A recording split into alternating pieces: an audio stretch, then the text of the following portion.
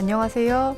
귀로 듣는 역사 이야기 이기환의 흔적의 역사 192회입니다. 예, 안녕하세요.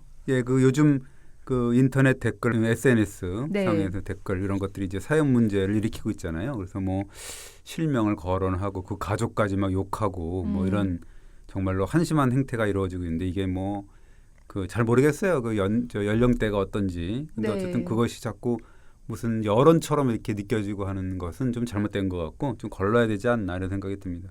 최근에 월드컵 선수들한테도 그런 뭐 무분별한 댓글 비판 뭐 이런 것들이 인터넷상에 있는데 사실 선수가 뭐 열심히 하겠죠. 기본적으로. 그렇죠. 뭐 대표 선수잖아요. 그러니까 이제 나름대로 어떤 다른 문제점이 있는 거를 한번 생각을 해봐야지 선수 개인에 대한 어떤 인신공 이런 거는 안 해야 되지 않나 생각이 됩니다. 근데 뭐 이런 댓글 우리가 이제 인터넷 댓글이라고 하지만 어떤 댓글이 조선시대에서 있었다는 거 혹시 아시나요? 그게 어떻게 조선시대에 있을 수 있죠? 인터넷, 스마트폰, SNS 이런 게 조선시대는 없잖아요. 예, 그렇죠. 그러니까 뭐 물론 뭐 조선 중기 뭐 이런 건 아니더라도 후기, 말기 뭐 이럴 때죠. 비슷한 것들이 있었다고 하는 거죠. 그래서 이번 주에 요게 이제 소설 열풍, 당대에 불었던 뭐 소설 열풍과 관계가 있는데 그 소설 열풍 속에 오간 조선판 인터넷 댓글 뭐 이런 식의 어떤 주제로 한번 다뤄보려고 합니다.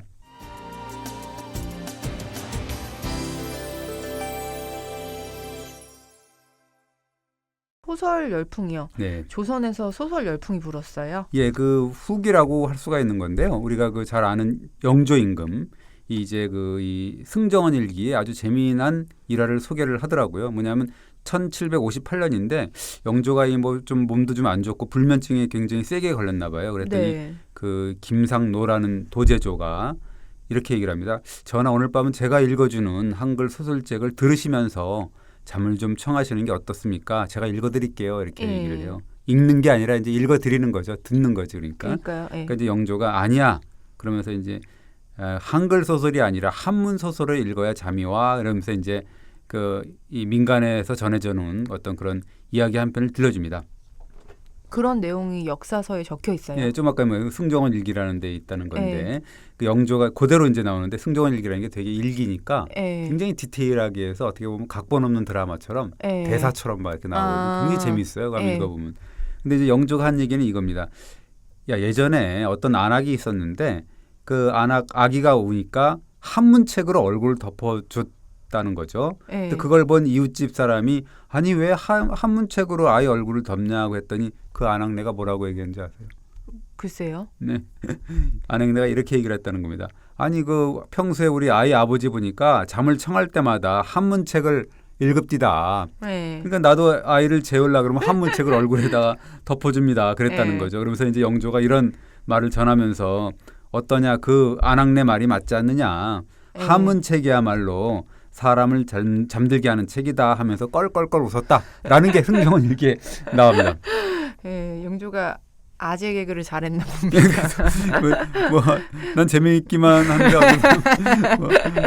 좀 재미없다 그러면 모르겠는데 제가 그러면 아재인가요? 저는 아재 맞습니다. 어쨌든 승정원 일기 내용을 보면 영조가 소설을 좋아했다, 듣는 것도 했다라는 그런 얘기. 특히나 이제 한글 소설을 좋아했다라는 이야기잖아요. 그러면서 중국에 사신을 보낼 때는 사신더러 야 중국 소설책 좀 사오라고 했다는 거죠. 그러면서 수호전이나 삼국지도 사오라고 했지만 한글 소설 중에는 김만중의 구운몽, 사신암정기, 그다음에 홍백화전 이런 것들을 즐겨 읽었는데 이 승정원 일기나 실록을 보면 이렇게 나와요. 영조가 구운몽의 저자가 누구냐라고 묻고 그다음에 야 그 문장이 되게 좋더라 그러면서 구성도 뛰어나던데라고 이제 극찬하는 그 내용이 이 구운몽만 3번을 언급을 하거든요. 근데 사도세자도 소설을 좋아했나 봐요. 예, 그렇습니다. 그래서 경전 공부보다는 소설에 빠져 있었고 사실 소설은 이게 보면 안 되는 거거든요. 임금이라는 사람 명색이. 근데 이제 사도세자는 뒤주에 갇혀서 죽기 전에 나흘 전에 서유기와 수호지 그다음에 삼국지 이런 거에서 아주 유명한 재미있는 장면 128장면을 뽑아서 그림으로 그려놓은 책이 있어요. 중국 소설 회모본이라는 건데 그것에 서문을 쓸 정도로 굉장히 좋아했다는 거죠. 소설책을 봤다고 문책당한 사람들도 있었다면서요? 이 정조 때인데요. 정조는 그 할아버지가 이제 아까 얘기했던 영조고 예. 그다음에 아버지는 사도세자잖아요. 근데 네. 그 두 분처럼 소설을 좋아하지는 않았던 것 같습니다. 문체반정을 그 외쳤잖아요. 예. 그러니까 뭐 옛날 고문으로 돌아가야 된다라고 하는 뭐 좀 약간 고루한 측면이 있지만 그래서 이제 정조는 소설을 어떻게 얘기했냐면 이치에 어긋나고 사람들한테 해를 주는 음란하고 사특한 음악이나 색깔 같은 거다라고 얘기를 했거든요. 네. 근데 이제 1787년에 그 정조가 그 예를 들면 서학 교수인 이상황 그다음에 이조참인 김조순이라는 사람이 되게 그 이 고관이죠. 네. 이런 사람들이 예문관에서 숙직을 하다가 재미 삼아서 소설책을 본 것을 적발을 했어요. 그 정조가 딱 한테 걸린 거죠. 정조한테. 그 사람들이 읽은 책이 뭐였어요? 뭐 당송 쪽에 뭐 소설류라는 게 있고 그다음에 그 평산냉연이라는 책이 있었는데 이 평산냉연이 뭐냐면 그 재주가 뛰어난 남자하고 용모가 아름다운 여자의 혼인 과정을 소재로 그 그린 책 뭐 이렇게 다룬 그런 청나라 통속 소설이거든요. 지금으로 네. 따지면 뭐 송중기하고 송혜교의 뭐 결혼 스토리를 뭐 이렇게 소설을 엮었다 그런 네. 거니까 그건 통속이죠. 예. 뭐 그런 것들을 이제 딱 걸리니까 정조가 이제 분기탱천을 했죠. 그러면서 불온서적들이라고 이제 하면서 네. 모두 불살라 버리고 그다음에 이 숙직 때 읽었던 요 인간들 그 이상황, 김조순 요 놈들은 파직시키고 막 이랬던 거죠. 물론 뭐 나중에 다시 복직시키고 그랬긴 했지만 어쨌든 예. 파직시키고 막 그렇습니다. 그러니까 어쨌거나 당시에 소설류가 궁중에까지 들어와서 임금, 세자, 신료들이 좋아했을 정도로 인기였나 봐요. 예, 그 당시에 이제 조선 사회가 약간 좀 약간 뭐 뭐라 그럴까 부흥기라 그럴까 중흥기라 그럴까 네. 그런 흥청거리는 부분이 있었잖아요. 그래서 서울은 돈 갖고 살고 팔도는 곡식 가지고 산다 뭐 이런 말이 있을 정도로 서울에서는 이 좀 약간 돈이 좀 흥청되고 막 그래서 네. 우리가 그 여학 문화라고 하는 거 우리가 여염집이라고 하잖아요. 그런 저작거리 문화가 꽃을 피우고 막 그랬거든요. 그래서 그러면서 예전에는 양반 사대부의 전유물이었던 책 이런 것들이 이제 중인 평민까지 이제 벗이 되고 막 그랬던 대중화가 이루어지고 그다음에 한물 소설도 있었지만 네. 한글 소설도 다수 창작되고 그다음에 대하 소설까지 등장하고 막 이랬던 시기거든요. 근데 책값이 비싸지 않았어요? 원래 그 조선시대 책값이 엄청 비싸서 그 선조 때 그 우리가 미아밀기를 썼던 유명한 분이죠. 유희춘이라는 분인데 네. 이분이 교정을 한 그런 주자대전이라는 책하고 주자어류라는 책이 있는데 이게 지금으로 따지면 100만 원 정도 갔다는 그런 아주 고가의 책이었다는 거죠. 100만 원이면 너무 비싼데요? 그렇죠. 이게 선조 때니까 이제 그렇다는 거고 그 당시에 이제 그 중국 책, 그 주자류의 어떤 그런 성리학 책들이 많이 들어왔거든요. 네. 그때 이제 비쌌다는 거고 아무래도 이제 18, 19세기 때는 그 한문 소설의 번역본이라든가 한글 소설 이런 것들이 굉장히 많이 창작이 되고 그래서 뭐 그랬던 때이기 때문에 약간 싸지긴 했지만 그럼에도 불구하고 책값은 비쌌다는 거죠. 그래서 대중이 쉽게 그렇게 뭐 접근할 입장은 아니었다 이렇게 얘기가 나옵니다. 그러면은 어떻게 읽었어요? 그 임 기자는 혹시 그 전기수라는 말을 들어봤나요? 전기수요? 이게 네. 사람 이름은 아닌 것 같은데 정확하게 뭔지 모르겠어요. 예, 전기라는 거는 신기한 이야기, 기이한 이야기를 예. 전하는 뭐 이런 거고요. 그다음에 그 늙은이 숫자, 그러니까 그렇게 전하는 신기한 이야기를 전하는 네. 사람 이렇게 네. 늙은이 뭐 이런 정도로 번역이 되는 거죠. 그러니까 어떻게 보면 직업이죠. 그러니까 이 직업이 굉장히 그 새로운 직업이에요. 네. 아까 뭐 영조임금한테도 책을 읽어줬다고 뭐 그랬잖아요, 그죠? 그렇네요. 예, 그렇습니다. 그래서 그 조수삼이라는 분의 취재집을 보면 이 새로운 직종 전기수의 활약상을 이제 구체적으로 묘사를 하는데 이렇게 나옵니다. 전기수는 한글 소설인 숙향전, 소대성전, 심청전, 설인기전 뭐 이런 것들을 읽어줬는데 네. 그 예를 들면 한 달 단위를 읽었는데 매월 1일과 2일은 청계천 달인데 제1교, 제2교에서 이제 했고 3일째는 배옥에 4일째는 뭐 교동, 그게 좀 경운동이라고 하고요. 네. 5일째는 뭐 인사동, 6일째는 종각 뭐 이런 식으로 책을 읽어줬는데 그 7일째 되면 이제 역순으로 다시 돌아가고 이런 식으로 해서 한 달 단위로 청계천 주변을 돌면서 계속 책을 읽어주는 그런 직업이었다는 거죠. 그럼 한마디로 책 읽어주는 남자인데요. 그렇죠. 그러니까 어떻게 보면 거의 연예인을 방불케 하는 그때 인기를 끌었다 이렇게 나오고요. 네. 이 인파가 이제 구름처럼 모였다라고 하는데 마치 그 소설 속 그 주인공이나 뭐 조연들처럼 연기를 하면서 대사를 그런 식으로 책을 읽었다 그럽니다. 그러니까 뭐 예를 들자면 뭐 그러다가 이제 클라이막스에 도달을 하게 되면 갑자기 대사를 멈추고 뜸을 잔뜩 들였다는 거죠. 왜 그랬을까요? 극적인 요소를 북돋으려고요? 그렇죠. 그러니까 이 그렇게 뜸을 들여야 돈이 들어오잖아요. 봉투 열렸네. 그러니까 그때 궁금해서 죽을 것 네. 같잖아요. 그러니까 그러면 이제 그때 딱 네. 가만히 있으면 이제 돈을 이러면서 이제 돈을 이렇게 청중이 던졌다는 거예요. 그러면서 못 이기는 지 하고 또 이제 이야기를 이어가고 뭐 그랬다 그럽니다. 그러니까 뭐 TV 드라마에서 결정적인 순간에 다음 회로 넘기는 것과 같은 거네요. 그렇습니다. 그래서 뭐 이 굉장히 인기를 끌었다는 건데 거리에서만 머물지 않았고 부잣집 만화님들 부잣집에서도 이제 부름을 받아갖고 여장을 하고 또 이렇게 여자 목소리 내고 뭐 이런 식으로 하면서 양반집 안채를 막 드나들었다 이런 기록이 있더라고요. 네, 뭐 요즘 시쳇말로는 행사를 뛴 거네요. 그러니까 그렇죠. 네. 근데 이제 이게 행사만 뛰면 좋은데 이게 또 이 규중에 들어가는 거잖아요. 네. 안방만이면 들어가는 거. 약간 또 남녀가 아무래도 모이면 또 스캔들이 또 일어나고 뭐 이랬죠. 그래서 안방마님하고 또 정을 통하다가 적발돼 갖고 포도대장한테 죽임을 당했던 그런 기록, 뭐 야사죠. 이런 것도 있었고 그리고 또 하나는 연기가 굉장히 뛰어났던 것 같아요. 그러니까 우리가 그걸 뭐라 그러죠? 우리가 대사를 막 이렇게 얘기해 주는 뭐 그런 사람이 있어. 변사 같은 그런 느낌이죠. 뭐 이런 건데 그러면서 이제 극중 주인공이 역적한테 고발을 당해서 죽이는 장면을 막 연기할 때는 이 사람이 너무나 실감나게 연기를 해가지고 그걸 듣고 있는 청중이 갑자기 전기수가 그 나쁜 놈이라고 생각을 해갖고 실제로 그 이 칼로 칼을 들어갖고 담배 가게 뭐 앞이었다는 거 담배 써는 작두나 칼로 막 담배 써는 그런 앞에서 그 전기수가 책을 읽었다는 거거든요. 그러니까 거기 칼을 집어다가 전기수를 찔러서 죽여버리는 그런 사건까지 일어났다는 거죠. 뭐 완전히 그 작품에 빙의한 건가요? 그렇죠. 그러니까 뭐 어떻게 보면 전기수도 그렇고 청중도 그렇고 다 작품 속에 빠져든 건데 이 일화가 딴 사람이 얘기한 게 아니라 정조임금이 야 세상에 살면서 참 어이없게 죽는 사람 요즘 또 어이없게 죽는 사람도 많잖아요. 뭐 지나가다가도 뭐 누가 돌 던져갖고 죽기도 하고 그렇죠. 막 어이없이 죽는데 요 사례를 정조임금이 들면서 야 세상에 진짜 어이없는 죽은 많다라고 하면서 그렇게 찔려 죽임을 당한 전기수 이야기를 하는 거죠. 근데 어떤 장면이었길래 그렇게까지 사건이 심각해진 거예요? 그 야사를 보면은 그 문제의 그 장면이 임경업 장군전이다라는 거죠. 근데 임경업 장군이 그 당시에 그 역적 김자점의 무고로 목숨을 잃는 그 장면을 묘사하는 대목이거든요. 이게 실제로 뭐 이렇게 야사에도 있고 뭐 그 역사서에도 나오는 건데 이런 걸 묘사하면서 굉장히 이게 실감나게 하니까 흥분한 구경꾼이 이게 너무 실감난 연기를 전기수가 펼치니까 그냥 이 김자점이라고 생각을 하고 막 열받아 갖고 찔러 죽인 거죠. 뭐 그런 사건이 있었던 거죠.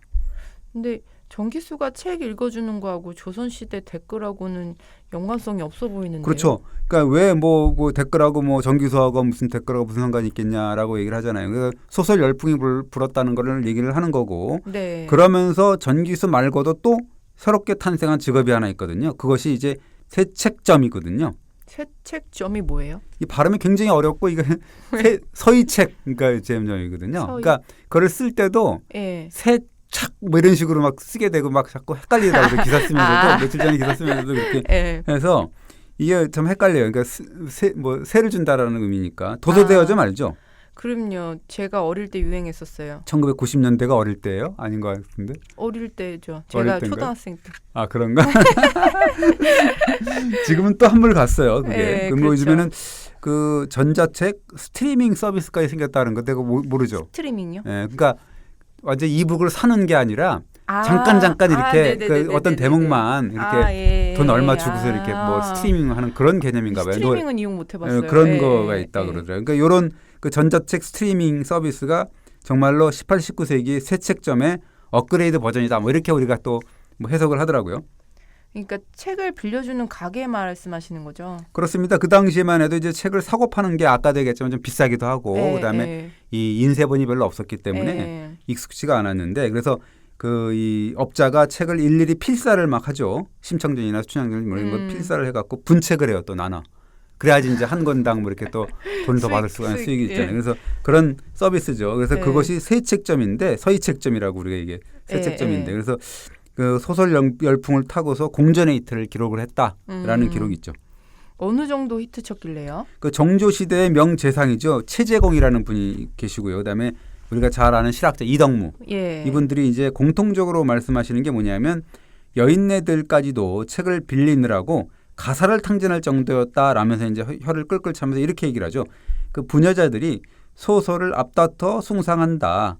거강꾼들은 책을 깨끗이 베껴서 돈을 받고 빌려준다. 이건 이제 음. 세책점 주인을 얘기를 하는 거예요. 네. 그래서 부녀자들은 비녀나 팔찌를 팔거나 빚을 내서라도 다투어 빌려간다. 그 책 읽기로 긴긴 해를 보낸다라는 게 있고, 그다음에 또 한 케이스는 아까 이덕무는 뭐라 그랬냐면 집안일을 내버려 두고 소설을 빌려보는 것에 정신이 팔려서 가산을 탕진하는 사람도 있다. 네. 그 이야기는 모두 음란한 내용이고 투기 뭐 이런 거다. 이 지금 부인들의 방탕함과 방자함이 다 여기서 비롯됐다라는 그 기록이 있고요. 그다음에 19세기에 이제 그 일본어 교사로 한국에 왔던 오카쿠라 요시자부로라는 일본인이 있습니다. 네. 일본어 교사를 하는 사람인데 이 사람이 그다음에 또 이제 프랑스 애교관이었던 모리스 쿠랑 이런 사람도 뭐라 그러냐면 냄비와 솥 이런 것들 아무거나 이제 막 값어치가 있는 물건들을 가져와서 세책점에 가져가서 보고 싶은 책을 빌린다라고 이제 공통적으로 이야기를 해요. 그러니까 가산을 탕진할 정도 인기를 끌었다면 엄청난 거 아니에요? 그러니까 돌풍이라고 해도 이제 과언 아니죠. 근데 책을 보고 돌려주지 않으면 어떻게 돼요? 그렇지 않아도 이제 그게 문제가 돼 갖고 19세기 말에 이제 책세 규칙이다라는 게 생겼는데 뭐 책을 가져간 지 30일이 지나도 이제 반납을 하지 않거나 더럽히거나 훼손하면 뭐 전당을 일단 맡긴 다음에 물건을 맡긴 다음에 이제 빌려본 다음에 나중에 돈을 내고 그 전당 맡긴 물건을 받아오고 이러는 거거든요. 근데 30일이라도 안 갚는다 그러면 그 전당을 팔아서 이제 청당을 해도 되는 거죠. 책 주인. 그러니까 전당포하고 똑같은 거예요. 그런 식으로 하는 거죠. 그리고 이 50전을 가져오면 전당 물건은 도로 준다. 한 달 지나서. 근데 40일이 지나면 돈을 가져와도 안 준다라는 그런 그 규칙이 있습니다. 근데 전당 물건 가치가 50전이라 하셨는데 네. 그게 어느 정도 가치예요? 뭐 이게 저희 연구 논문을 보니까 19세기 말 20세기 초에 그 한 끼 식사용 국수 한 그릇 가격이 6전이었다는 거거든요. 근데 책을 빌릴 때 내야 되는 전당금이 아까 얘기했던 50전이라고 그랬잖아요. 그러니까 최소한 8끼 이상의 가격이잖아요. 그러니까 지금으로 따지면 국수 한 그릇 가격이 한 5천 원이라고 보면 전당금이 한 요즘 돈으로 4만 원 정도에 해당이 된다 이렇게 볼 수가 있는 거죠. 비싸긴 비싸네요. 예. 그런데도 책을 많이 빌렸나 봐요. 예, 특히나 이제 그 여인들이 뭐 인기를 많이 했다는 거죠. 그래서 월탄 박종화의 회고담을 보면 이분이 또 뭐 이 20세기 사람이잖아요. 19세기, 20세기 초에 살았던 분이잖아요. 그때 보면 그런 저 회고담에 나오죠. 시골로 시집간 여인들이 서울로 이제 친정 나들이를 할 때 여름에 이럴 때 뭐 아까 얘기했던 책세점에서 책을 빌려서 읽었다. 그리고 서울의 책세점이 장마철이 석 달 넘게 이어지기를 간절히 원했다는 거예요. 아, 장마철은 길어야 될 텐데라고 원했다는 거죠. 왜 그랬을까요? 글쎄요. 장마가 길어지면 요 시집 갔던 태색 씨가 이제 서울에 왔다가 장마 핑계를 내고 좀 늦게 시집을 갈 거 아니에요. 그럼 이제 책은 더 많이 이제 빌릴 거 아니에요. 그러니까 이제 그럼 뭐 오래 갔으면 하는 그런 그러니까죠. 그러니까 1910년대에 서울에만 뭐 새 책점이 한 30곳 정도 있었다라는 거고 육당 최남선이 1910몇 년 12년이죠. 그 회고한 걸 보면 그 새 책의 종류가 수백 종 누천 권이다. 그러니까 수천 권이라는 얘기죠. 그러면서 이제 그 1912년까지 남아 있었던 을지로의 한 새 책점에서는 그 새 책만 총 120종 3,221권이 남아 있었다라는 건 이게 굉장히 번성을 했다는 거죠. 그러면서 최남선이 이렇게 얘기를 합니다. 골방 속에 갇혀 지내던 부인네들에게 이 새 책이라는 거는 책을 빌려보는 거는 달 밝고 별 깜빡이는 것 같은 그런 시원한 하늘을 보여주는 것 같다. 정말 그것이 이 소설의 세계였다라고 하면서 이제 아낙네들이 소설을 보고 그다음에 새 책점을 가서 이제 빌려보고 이러는 것들을 정말 이 별 깜빡이는 것, 시원한 하늘 같은 것 이런 걸로 이제 묘사를 하는 거죠. 그랬겠네요. 특히 연애 소설을 보면 열광했겠죠. 그렇죠. 그러니까 뭐 그랬을 것 같아요, 그죠? 아까 얘기했던 무슨 남녀간의 뭐 이런 뭐 데이트 이런 거 하면 정말 그 제가 한 80년대인가 90년대가 북한 소설이 이제 좀 개방이 돼갖고 청춘송가라는 걸 책을 봤거든요. 북한 소설이에요. 근데 그거는 남녀가 이렇게 만나서 손 잡는데 몇십 페이지가 가요. 손 한 번 잡는데 한 50페이지가 갈등말등할 때 그때 겨우 손 잡을까 말까 할 정도로 이렇게 애를 태우더라고요.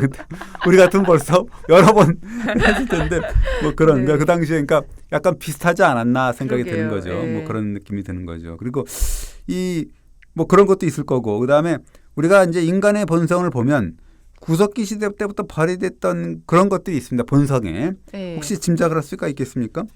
구석기부터요? 뭘까요? 낙서 욕구라는 거예요. 낙서 욕구. 그다음에 아. 예를 들자면 우리가 흔히 얘기하는 알타미라 동굴이라든가 그렇죠. 라스코 동굴에서 발견된 벽화 이런 것은 예, 사실은 뭐 예술 활동이긴 하지만 그렇죠. 어떻게 보면 낙서의 그 그렇죠. 어떻게 보면 확장이잖아요. 그죠? 그 끄적거린 거잖아요. 그죠? 예. 저도 뭐 펜 있고 종이 있으면 항상 뭔가 그리고 있으니까요. 그렇습니다. 우리도 뭐 회의를 할 때 이게 펜이 있으면 괜히 별거 안 하는데도 그냥 종이가 부장 있으면 말씀 안 듣고. 안 듣고 그냥 계속 엮고 뭐 한문 괜히 써보고 뭐 이런 예. 그런 게 있잖아요. 예, 그렇게 되는 거죠. 예. 이 새 책본의 특징이 또 뭐예요? 그러니까 뭐 내 게 아니라는 거죠. 그렇죠. 이게 또 낙서라는 게 또 그런 거잖아요. 자기 거라 그러면 누가 자기 책이라 그러면 누가 낙서하겠어요, 우리? 그렇죠. 우리가 화장실도 맨날 그렇게 자기네 화장실처럼 우리가 해야 된다라고 얘기를 예. 뭐 하잖아요. 똑같죠, 뭐. 그러네요. 참 뭔가 인간들이라는. 그렇습니다. 그래서 지금 그 국내외 기관이나 대학 이런 데 이제 현존하는 새 책본 소설, 네. 새 책용으로 만든 소설이 한 90종 정도 된다고 하는데 그중 90종 정도에서 낙서의 총량이 계산을 해보니까 대략 1,500건에 달한다라고 하더라고요.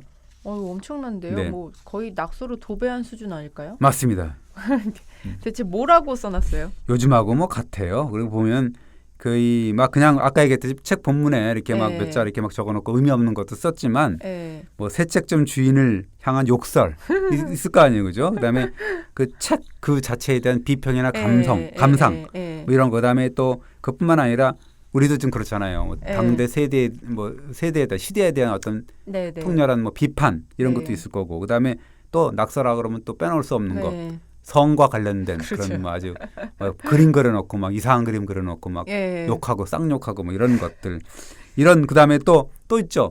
그 우리도 요새 SNS 보면은 댓글 달면 누가 대댓글을 달잖아요. 그렇죠. 그렇죠. 그런 식으로 해갖고 뭐 이 앞사람의 낙서에 리플을 계속 다는 그런 케이스 이런 것들이 있습니다. 근데 새 책점 주인을 욕한 게 좀 웃기네요. 그렇습니다. 그래서 뭐 그 주요 내용이 그거예요. 더럽게 비싸네 이런 내용이죠. 책 빌리는데 그러면서 예. 뭐라 그러냐면 그런 내용이 있어요. 책 주인아, 네가 너무 책세를 많이 받았으면 내가 욕을 했는데 또 이 낙서를 보고도 예전처럼 또 그렇게 돈을 받아 먹으면 내가 감옥서 보낼 거야. 종신토록 징역을 살 테니까 조심해 이런 거. 네. 그다음에 야 그리고 내가 그렇게 내용 좀 고치라고 그랬는데 안 지켜지냐라고 하는 거고. 그다음에 네가 지금 그렇게 나쁜 책을 새를 놓았으니까 예. 경무청으로 그러니까 지금 경찰로 보낼 거야 뭐 이런 거. 그다음에 또 재미없는 책 아까 했던 분책을 막 하니까 네. 그게 이제 뭐 10원이면 될 걸 갖다가 30원에 사야 되잖아요. 세 개로 분책을 네. 하면 그 열받는 거죠. 그래서 이제 도둑놈 10보라고 막 그 욕설을 하고 그다음에 이렇게까지 합니다.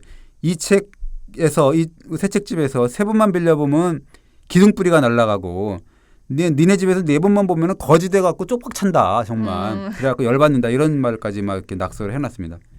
그래도 뭐 이 정도면은 양반인데요. 욕이 없잖아요. 아이고 그게 뭐 아니죠. 이건 뭐 제가 좋은 네. 얘기만 한 거고 좋은 얘기는 아니지만 어쨌든 책주인 부모가 성교하는 그림. 그다음에 남자의 성교 앞에 나체 상태의 책주인 엄마를 그려놓고 뭐 이 물건은 뭐 새 책점 엄마가 좋아하는 거라든지 네 딸려는 나한테 보내라든지 뭐 이런 욕설. 그다음에 뭐 책주인의 안주인은 봐라. 내가 오늘 갈 테니까 방에 불이나 복로부 방에 뭐 불이나 뭐 복로불인가 뭐 불 떼놓고 있으라고 뭐 베개를 둘 놓고 있으라 뭐 이런 식으로 내가 책이 재미있어 봤는데 책주인 어머니 생각이 나서 구별 뭐 이렇게 연락을 하니까 부디 네 엄마를 단장시켜 갖고 이 글을 쓴 양반한테 시집 보내라 뭐 이런 식으로 뭐 그런 낙서 참 입에 담을 수 없는 낙서들이 있습니다. 뭐 이건 거의 처벌받아야 될 수인데요. 지금 같으면요. 그렇죠. 예. 그리고 주인의 실명을 막 거명을 하고 비판하는 경우도 대부분 뭐 되거든요. 예. 이름 석자만 막 쓰는 경우도 있는데 이런 내용도 있어요. 임경삼아 이게 임경삼이라는 사람이 뭐 책 주인인가 봐요. 예. 내가 책을 고치라고 몇 번이나 말했냐? 그러면서 이제 그런 사람 그다음에 뭐 한자로 장주영 뭐 이렇게 맞아 말새끼야 뭐 이런 식으로 하고 뭐 어견자 뭐 이 무슨 뭐 개 XX 뭐 이런 식으로 잡종이다 뭐 이런 식으로 해서 그 장주영이라는 새 책점 이름 주인 이름을 막 거론하고 예. 한글 욕을 한자로 용기고 뭐 이런 경우도 있고요. 그렇습니다. 요즘 인터넷 댓글하고 비슷하네요. 그러니까 이게 똑같죠. 아까 얘기했던 뭐 축구 선수 막 이렇게 막 예. 가족까지 막 그렇게 막 욕하고 막 그런다 그러는 거거든요. 그러니까 예. 책 주인 실명을 거론하는 것도 모자라서 그 가족까지 들먹이고 성적인 욕까지 서슴지 않고 뭐 이런 거 보면 요즘에 인터넷 댓글하고 정말 뭐 대동소이한 거죠.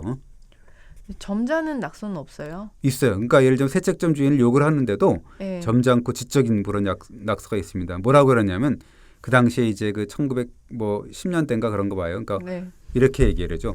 월란과 파란의 망국했다.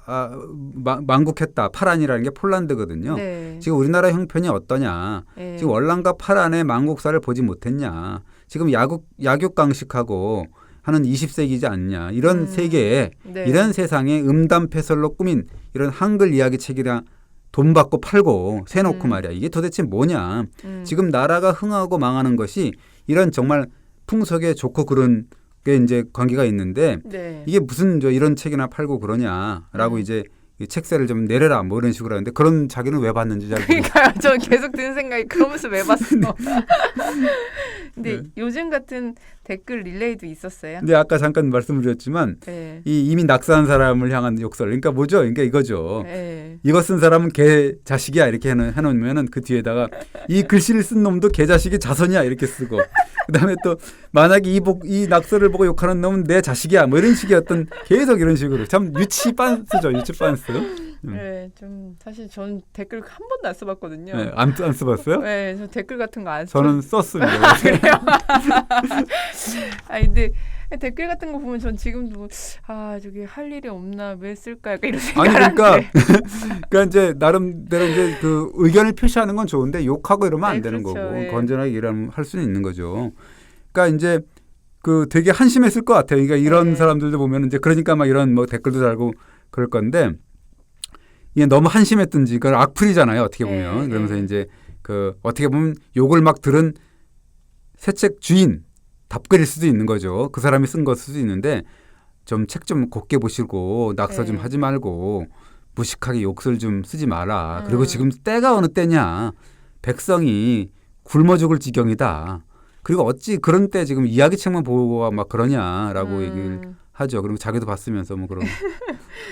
작품에 대한 감상이나 총평도 있었다면서요. 그렇습니다. 그래서 삼국지 같은 걸 읽고서 네. 그 이 책이 삼국지라고 하지만 삼국지가 아니라 만국지다. 왜? 그럼 삼국지라는 게 다 금방 또 이렇게 뭐 망하기도 네. 하고 뭐 그러잖아요. 뭐 그렇게 아주 촌철살인의 그런 또 평도 내리고 그다음에 또 가련하다.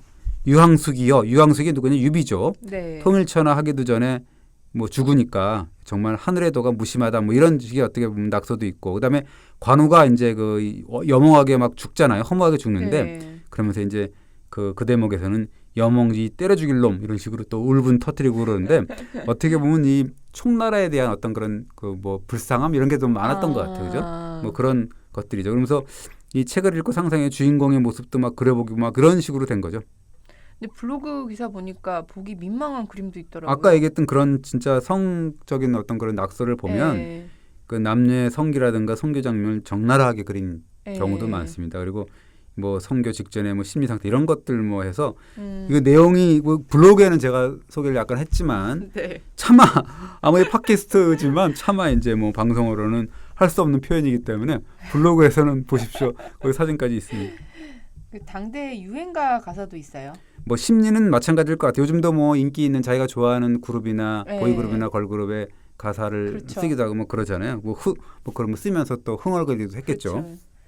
그러면은 그 당시 유행했던 노래는 뭐예요? 지금 뭐 예를 들자면 뭐 블랙핑크나 이런 건 아닌 것 같고 네. 뭐 방탄소년단 이런 건 아닌 것 같고 그 당시에는 판소리 춘향가의 한 대목인데 쑥대머리라는 게 있어요. 요즘도 하죠. 네네. 그다음에 뭐 가사라는데 상사별곡, 가곡, 황상곡이라는 게 있고 뭐 단가라고 소춘향가, 그다음에 시조가 있대요. 서산의 일모하니 단밭꽃 타령, 그다음에 뭐 민요, 성주풀이 네. 수신가 우리가 잘 아는 거예요. 성주풀이 수신가는 우리도 지금 듣고 있는 거고. 그다음에 이제 중요한 거는 그 전문적인 소리꾼이 불렀다는 거죠. 지금 보면 그 대중가요수가 불렀다는 거죠. 네, 네. 민속 성악곡이라고 하는데 유산가라고 있습니다. 유산가라는 네. 게 산에 놀러 간다는 의미인데 그 이제 그 당시에 19세기 말에서 20세기 초에 정말 최고의 인기곡이었나 봐요. 유산가가 무슨 노래인데요? 그러니까 그 90종이 아까 남아 있었다는 거 아니에요, 새 책이. 네. 그 중에 20종에서 그 유산가 가사가 써 있으니까 네. 상당히 그 유명했던 거죠. 그러네요. 네. 아까 뭐 하여튼 조선 최고의 히트곡이었다라는 건데 그 뭐냐면 아까 얘기했듯이 산에 놀러 가는 그런 건데 봄산의 아름다운 경치를 노래하면서 봄 구경을 권하는 그런 네. 노래입니다. 그러면서 뭐 화란 충성하고 만화 뭐 방창이다. 때가 좋으니까 친구들아 산천 경계를 구경하세 뭐 이런 식의 어떤 가사입니다. 그 시국 관련 낙서도 있었을 것 같아요. 뭐 요즘도 뭐 시국 관련 댓글 만만치 않잖아요. 뭐 그쵸. 정치인은 뭐 제일 첨예하죠. 참해야지. 그 당시에 그 특히나 이제 그 조선 말기에서 대한제국기를 거쳐서 그 국권이 강탈되는 예. 1890년에서 1910년대 어떤 그 새 책이 이제 주로 나오는데 예. 거기를 보면 정말로 암울했던 시대를 상징을 하는 그런 낙서들이 많이 나옵니다. 그 낙서의 주 공격 대상이 누구였어요? 그 당시에 이제 소설의 낙서죠. 예. 거긴 이완용, 송병준이 정말 그 매국노로서 그때 예. 주 공격 대상이었죠. 그러면서 뭐라냐면 그 대한제국 인민들아 자세히 들어보라. 이 나라 망하게 놓은 자는 누구냐 하면 이완용과 송병준이라고 한다. 우리 대한동포들아 일심하세. 그 두 놈을 잡아내요. 장안에서 만민의 원수를 갚으세라고 이제 그렇게 한 낙서들이 있고 대역부도 이완용아 천하의 몹쓸 놈 아무 때 죽어도 내 손에 죽으리라. 총리 대신 이완용 개자식 뭐 이런 그 낙서들이 있었습니다.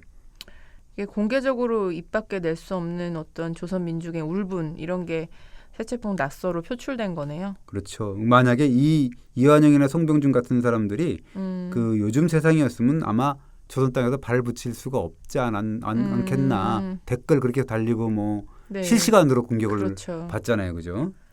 근데 그렇게 울분만 토하고 있었던 건 아니겠죠. 그러니까 어떤 뭐 낙서를 보면 각성을 촉구를 합니다. 백성 각성을 촉구하고 나름의 또 해결책까지도 제시하는 사람들이 있는데요.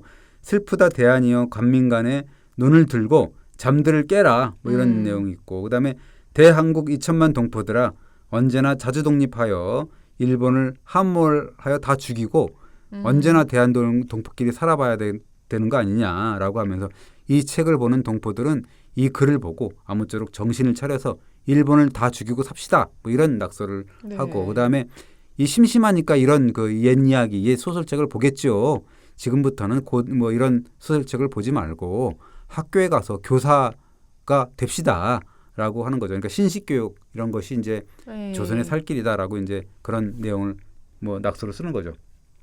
그 지금까지 살펴본 새 책의 낙서하고 요즘의 인터넷 댓글을 비교하면 어떨까요? 똑같죠, 뭐. 어떻게 네. 보면 이제 가감 없는 그 의식의 표출이죠. 그리고 그다음에 이제 약간 제한적이긴 하지만 향유자 그러니까 뭐 아까 소설을 읽은 사람이나 요즘에 인터넷 사용하는 사람들을 쌍방이 어떻게 보면 의사소통일 수가 있는 거잖아요. 네. 댓글 달고 뭐 하는 거고 그다음에 그 당대 사회 현상을 반영하는 거잖아요. 낙서나 댓글이나 다 똑같잖아요. 네. 그런 점에서는 어떻게 보면 그 새 책 낙서하고 요즘에 인터넷 댓글하고는 또 똑같은 거죠.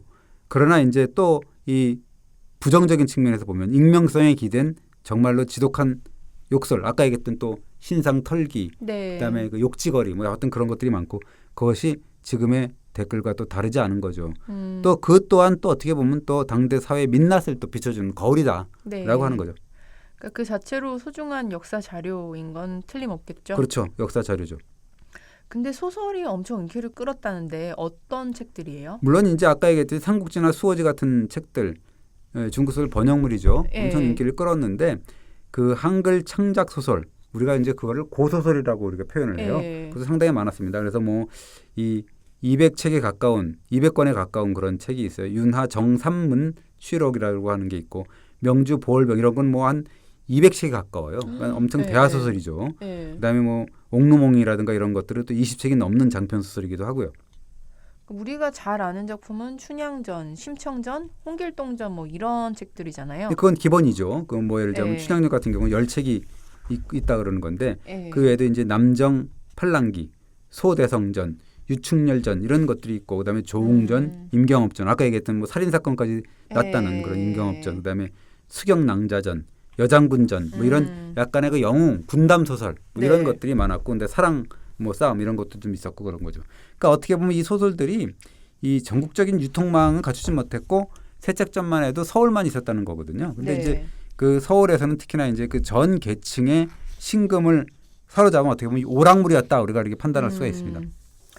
유교 문화에 또 빠져 있는 남자들도 다 읽었겠죠? 그러니까 뭐 정조임금이 아까 얘기했던 문체 반정을 하면서 네. 금질했지만 사실 어쩔 수 없었지 않았나. 예를 들면 60, 70년대 우리 보면 예. 그 주간지가 있었잖아요. 예. 그런 주간지도 사실 그 아주 이 인테리들도 네. 봤다는 거잖아요. 이렇게 몰래 어쨌든 예. 보고 이제 안 본 척하고 그러는 거죠. 그리고 맨날 요즘도 그러잖아요. 테레비 안 받는다고 막 그러는 건데 그건 자랑이 아니라고 나는 생각을 하는데 네. 나는 테레비 안 보는데 어제 우연히 지나가다 봤더니 이렇게 얘기를 하거든요.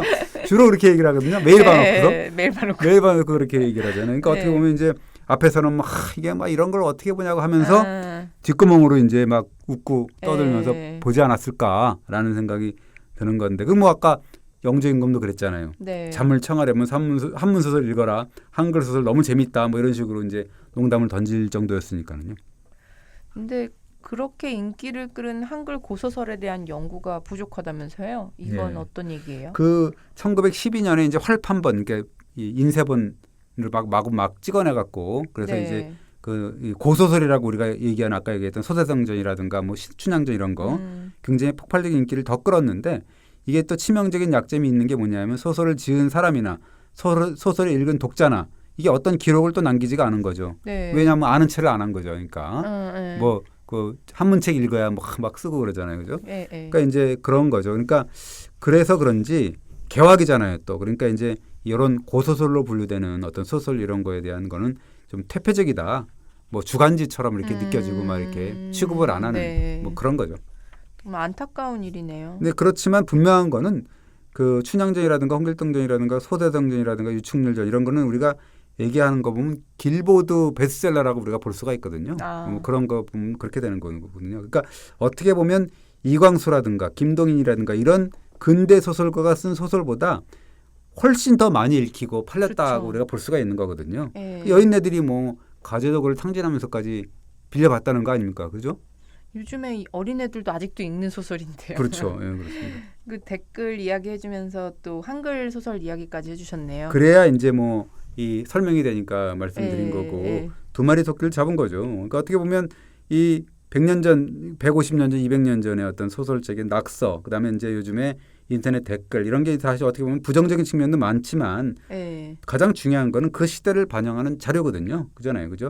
그리고 또 역사는 진보하니까 어떻게 보면 지금부터는 뭐 댓글 때문에 이제 좀 피해를 보는 거는 그걸로 이제는 끝내야 되는 게 아닌가라는 생각이 드는 거죠. 그리고 이 시간에 좀 챙겨야 될 것 하나는 뭐냐면 그 조선시대 후기에 정말 고소설이 정말 얼마나 인기를 끌었는지를 이제 우리가 알 수 있었고요. 그다음에 영조임금이 잠을 자려면 한문책을 읽으라고 했던 일화 이런 거는 이제 그거 하나만이라도 일화를 갖고 있으면 어디 가서 또 이야기를 할 때도 영조임금이 그랬대라고 우리가 할 수 있기 때문에 그것만이라도 하나 챙겨갔으면 좋겠다는 말씀을 드리면서 이번 주 마치겠습니다.